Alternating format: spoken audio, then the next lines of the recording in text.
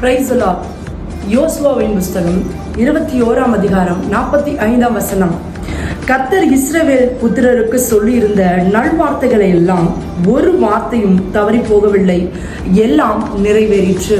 எனக்கு பிரியமான தேவனுடைய பிள்ளைகளே, ஆண்டவருடைய வார்த்தை சொல்கிறது, அவர் சொன்ன நல்வார்த்தைகள் ஒன்றும் தரையில விழலன்னு. இஸ்ரவேல் ஜனங்க என்னெல்லாம் பண்ணாங்கன்னு நமக்கே தெரியும். இன்னைக்கு நம்ம வாழ்க்கையிலும் அப்படிப்பட்ட அனுபவங்கள் இருக்கு.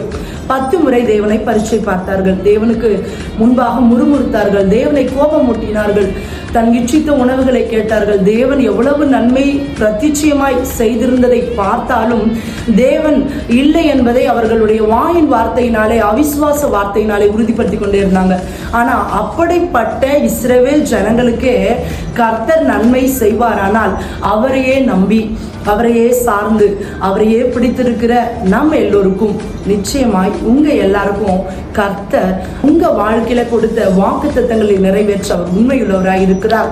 வேலைக்காரனுடைய கண்கள் எஜமானனையே நோக்கி இருக்குமா போல நாம் அவரையே நோக்கி கொண்டிருக்கும் பொழுது நிச்சயமாய் நம் வாழ்க்கையில கொடுத்த நல்ல வாக்குத்தத்தங்களை நிறைவேற்ற அவர் போதுமானவராய் இருக்கிறார்.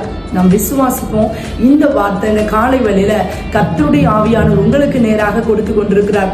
இந்த வார்த்தையின்படி நீங்கள் எல்லோரும் ஆமென் சொல்லும் பொழுது, இந்த வார்த்தை எனக்குன்னு சொல்லி நீங்க பிலீவ் பண்ணி உங்களுடைய ஆவிக்குள்ள நீங்க அதை ஏற்றுக்கொள்ளும் பொழுது நிச்சயமாய் அது உங்க வாழ்க்கையில பெரிய காரியங்களை உண்டாக்கும் என்று சொல்லி நான் உங்களை ஆசீர்வதிக்கிறேன். கர்த்தர் உங்களை ஆசீர்வதிப்பாராக. God bless you.